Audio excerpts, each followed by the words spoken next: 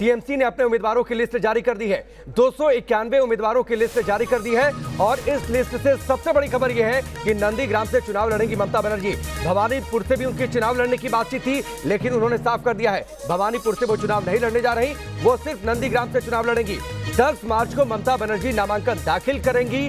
11 मार्च को नंदीग्राम जाएंगी प्रचार करने के लिए। ममता बनर्जी ने यह तस्वीर साफ कर दी है। यह भी उन्होंने कहा है बंगाल में बाहरी लोग शासन नहीं कर सकते, बंगाल में बंगाल के लोग ही शासन करेंगे।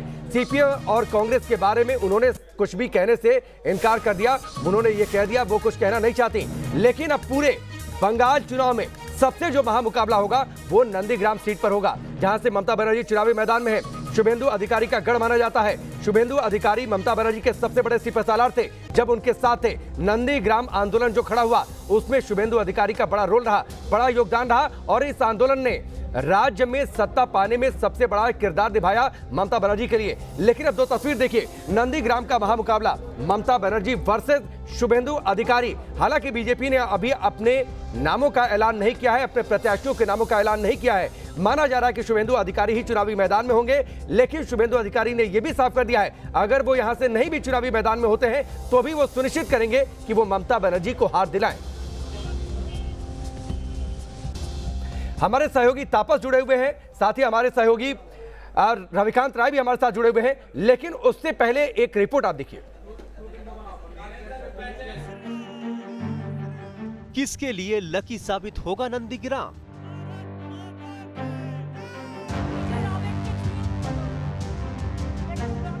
ममता का चलेगा जादू या बीजेपी मारेगी मैदान?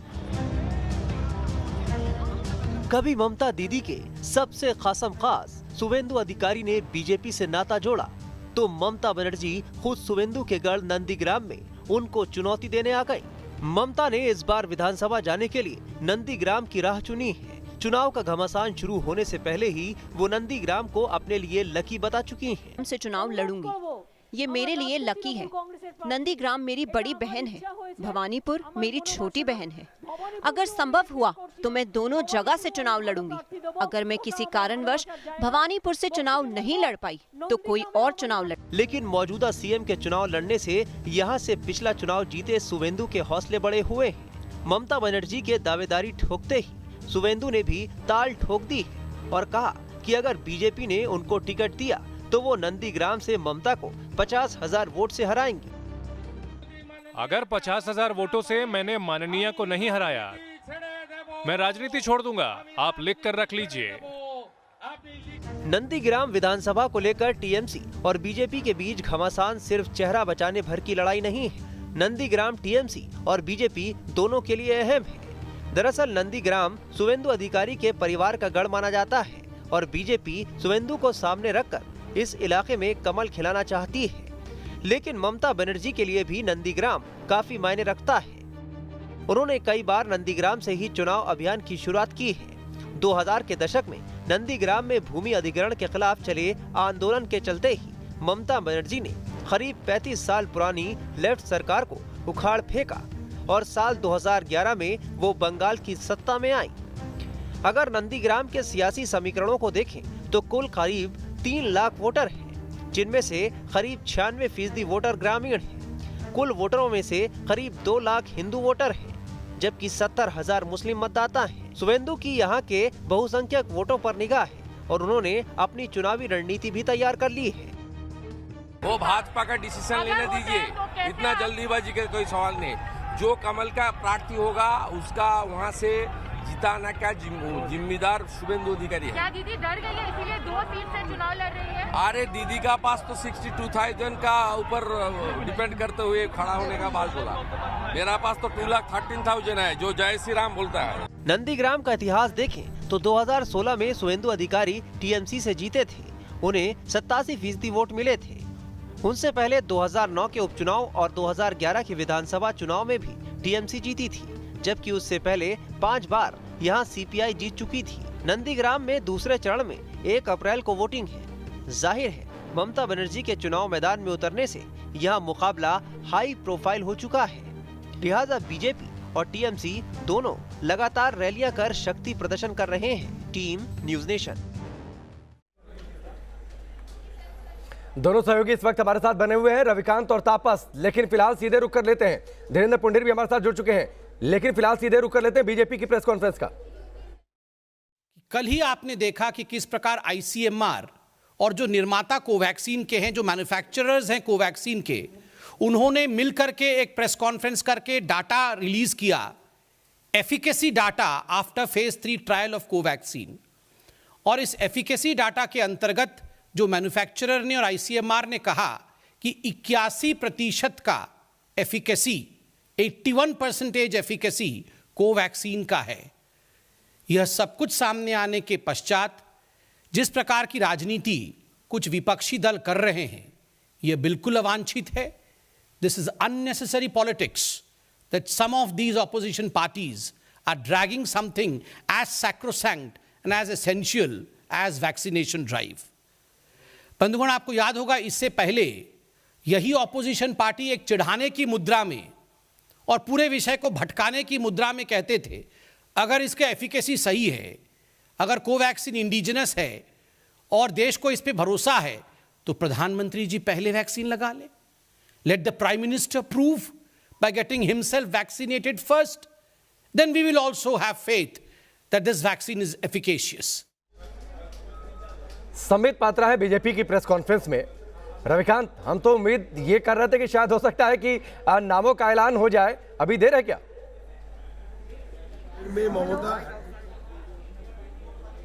বাংলার 10 কোটি মানুষ চাইছে একদিকে টাকা না প্রচার আর একদিকে। रविकांत, आवाज आ रही है आपको? अलग मुद्दों पर अपनी राय रख रही थी, लेकिन जैसे ही टीएमसी की लिस्ट जारी हो गई है। जी, आपकी आवाज नहीं आ रही थी, अब आ रही है, आप अपनी बात पूरी करिए। मुझे आवाज आ रही है जी। देखिए राकेश, अभी जो संबित पात्रा प्रेस कॉन्फ्रेंस कर रहे थे उसमें भी ये सवाल पूछा जाएगा कि भारतीय जनता पार्टी अपनी लिस्ट कब तक जारी कर रही है, क्योंकि कहा यह जा रहा था कि रणनीति के लिहाज से भारतीय जनता पार्टी टीएमसी के लिस्ट का इंतजार कर रही थी। अब टीएमसी ने अपनी लिस्ट जारी कर दी है और जो भी समीकरण उसमें भारतीय जनता पार्टी को ढूंढने हैं, देखने हैं, वो भी अब बीजेपी देख चुकी है। तो बीजेपी को भी बहुत जल्द लिस्ट जारी करनी होगी। ये सवाल भी इसी प्रेस कॉन्फ्रेंस में पूछा जाएगा, लेकिन फिलहाल इंतजार किया जा रहा है। कोई भी आधिकारिक समय भारतीय जनता पार्टी की तरफ से नहीं बताया गया है। जहां तक नंदीग्राम सीट का सवाल है, उसी पर बीजेपी भी मंथन कर रही थी, क्योंकि ममता अब 2 सीटों पर नहीं लड़ रही हैं, नंदीग्राम से ही वो चुनावी मैदान में उतर रही हैं। ऐसे में बीजेपी भी अपने हाई प्रोफाइल नेता को वहां से उतारकर वहां पर ममता को उन्हीं के घर में घेरने का प्रयास करेगी। लेकिन लिस्ट का इंतजार लगता है कि अभी 2-3 घंटे और वक्त लग सकते हैं। बीजेपी भी उम्मीद यही कर रही है कि आज देर रात तक अपनी लिस्ट जारी करेगी, क्योंकि अगर अब ज़्यादा देरी होती है तो बीजेपी के ऊपर टीएमसी ये आरोप लगा सकती है कि बीजेपी के नेता डर गए हैं, हमने तो अपनी पूरी सीटों का ऐलान कर दिया। ठीक है, धीरेन्द्र पुंडीर हमारे साथ नंदीग्राम से जुड़े हुए हैं। नंदीग्राम को लकी मानती है ममता बनर्जी अपने लिए। धीरेन्द्र, शुक्रवार को भी लकी मानती हैं, इसीलिए पिछले दोनों चुनाव और इस बार के चुनाव शुक्रवार को ही उन्होंने अपने प्रत्याशियों के नाम का ऐलान किया। लेकिन यह सिर्फ लक का खेल है माने, या इसी खेल के आधार पर चुनाव हो जाएगा? लक के आधार पर चुनाव नहीं जीता जाएगा, ये साफ है, क्योंकि लक अगर बहुत लंबे समय तक आपके साथ रहा तो जरूरी नहीं कि अगली बार भी साथ रहेगा। अगर हम इस चीज को देखते हैं तो 2007 में जब ममता बनर्जी यहाँ थी और जब वो आंदोलन शुरू हुआ था, उस आंदोलन ने उनको एक नेता के तौर पर एस्टेब्लिश किया था और वो एक ऐसा आंदोलन था जिसमें बहुत लोगों ने अपना खून दिया था। उस वक्त एक पूरे देश में नंदीग्राम एक अलग आवाज के साथ खड़ा था, जब ममता बनर्जी को यहाँ के लोगों ने एक बदलाव की नायिका मानते हुए अपने आप को उनके साथ झोंक दिया था। लेकिन उसके बाद अब पिछले 10 सालों का जो समय है, उसमें नंदीग्राम में बहुत सारी चीजें आगे निकल चुकी हैं, बहुत सारा वक्त आगे बढ़ चुका है और लगता है कि जो उम्मीदें नंदीग्राम ने की थी, जो उनको लग रहा था कि जिस ताकत के साथ उन्होंने उनको राइटर बिल्डिंग तक पहुंचाया, राइटर बिल्डिंग से यहाँ कुछ आएगा। लेकिन जो इस तरह की सड़कें हैं, इस तरह की बहुत सारी चीजें आपको दिखाई देंगी। राकेश, जिस जगह मैं खड़ा हूं, ये जगह वहां है जो उन शहीदों के स्थल तक जानी है। मतलब मैं सिर्फ ये छोटा सा चीज है, आपने जिक्र किया तो मैं लक की बात कर देता हूं कि ये वो रास्ता है जो उस शहीद वेदी तक जाएगा जिन 14 किसानों ने अपनी जान दी थी उस पूरे मसले में, जिस नंदीग्राम ने पूरे राज्य के 34 साल के शासन को बिल्कुल खत्म कर दिया था, वामपंथी शासन को, और जो आज इस समय हाशिए पर दिख रहे हैं, उसकी शुरुआत यहीं से हुई थी। लेकिन आज आप देखते हैं कि जैसे वो शहर, वो ये तो बड़ी तस्वीर आपने दिखाई, उसी जगह ठहर ये तो बड़ी तस्वीर आपने दिखाई धीरेन्द्र, जिस आंदोलन के दम पर राज्य में सत्ता के शीर्ष तक पहुंच गई ममता बनर्जी, वो रास्ता जो शहीद पथ तक जाता है, वेदी तक जाता है, वो रास्ता ठीक नहीं हो पाया। इस आंदोलन के जो नायक थे उसे अपने पास साथ कर नहीं रख पाई ममता बनर्जी, वो बीजेपी के साथ चले गए। लोग क्या सोच रहे हैं नंदीग्राम के?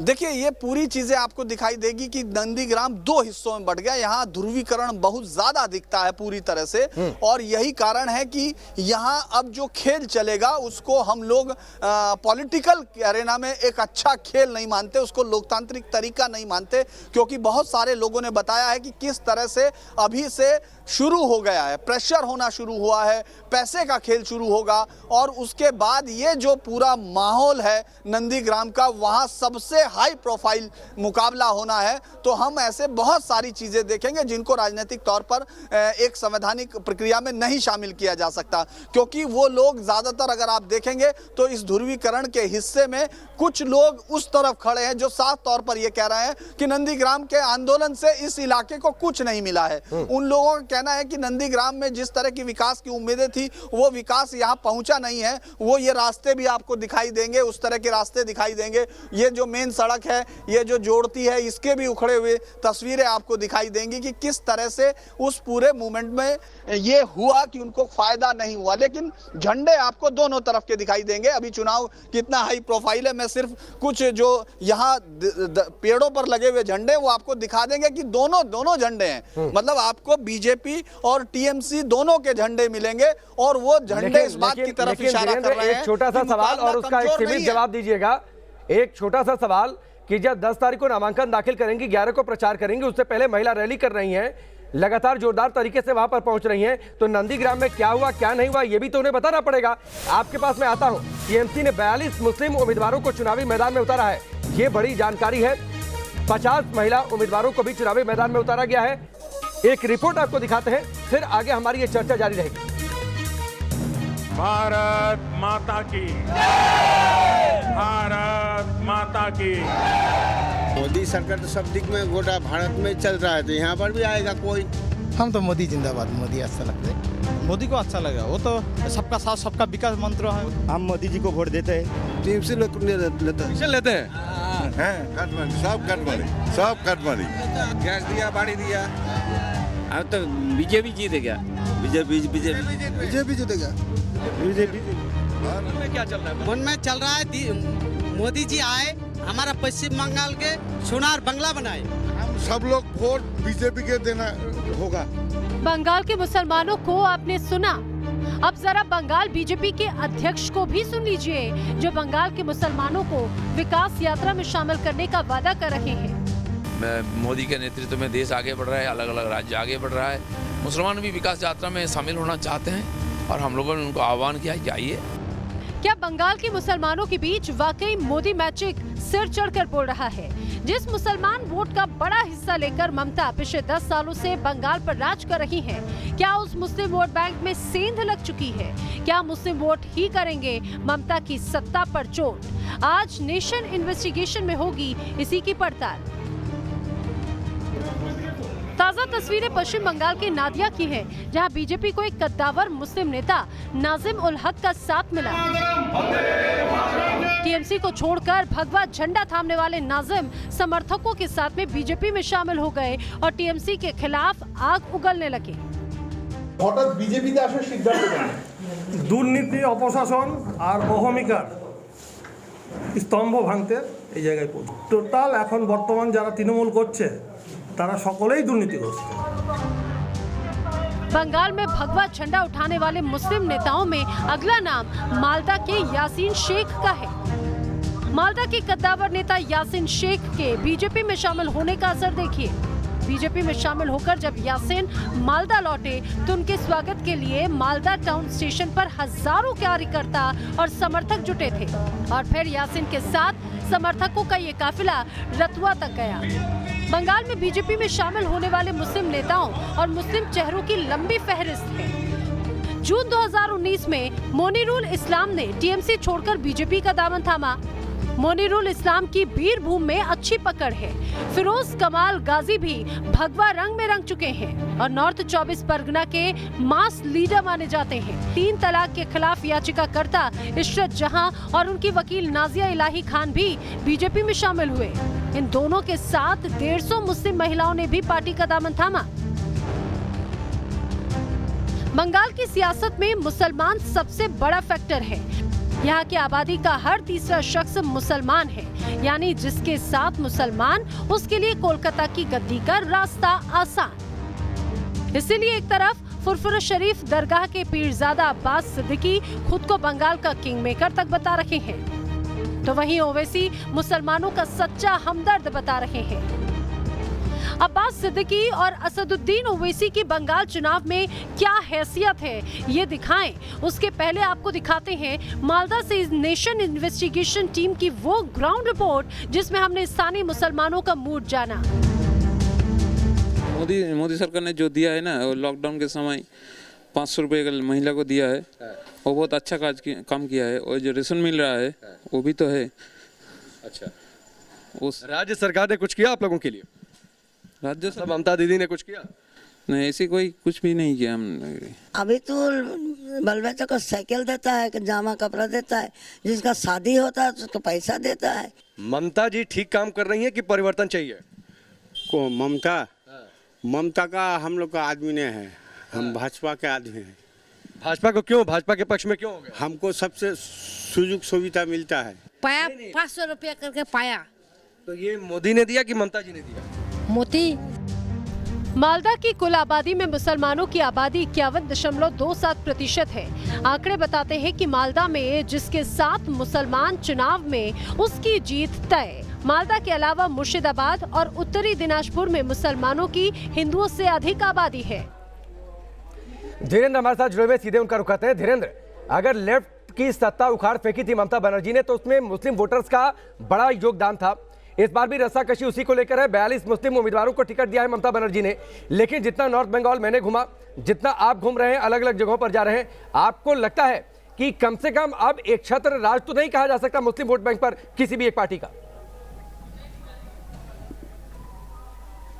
देखिए, इस समय जो हम लोग देख रहे हैं, इस समय लगता है कि एक फ्रैक्चर्ड हिस्सा है। अलग अलग जिस तरह से टीएमसी को कोई चुनौती पिछले 2 चुनावों में नहीं मिल रही थी इस पर्टिकुलर सेक्शन पर वोट के, क्योंकि कांग्रेस और मालदा का कुछ हिस्सा है, मुर्शिदाबाद का छोड़ दीजिए, तो बाकी तमाम जगह टीएमसी के साथ मजबूती के साथ खड़े हुए इस वोट बैंक में अब कई बार कई हिस्सों में बंटने का इस समय लग रहा है कि फुरफुरा शरीफ का जिस तरह एसएफ सेकुलर फ्रंट बना है, उसका कांग्रेस और वाम के साथ मिलकर, तो वो एक उसके लिए एक लुभाने वाली चीज हो सकती है। ओवैसी जरूर कोशिश कर रहे हैं, लेकिन वो एक सिंसियर एफर्ट है। इसके अलावा टीएमसी पूरी ताकत के साथ चाहती है कि वो उसके साथ जुड़ जाएं। यही वो 42 सीटों का गणित है, क्योंकि अगर वो वोट जरा सा भी टूटता है तो ये यकीनन मुश्किल हो जाएगा राइटर बिल्डिंग तक वापस पहुंच पाना ममता बनर्जी के लिए, क्योंकि जिस तरह का ध्रुवीकरण आपको गांव में दिख रहा है उसमें ये जरूरी है कि जी।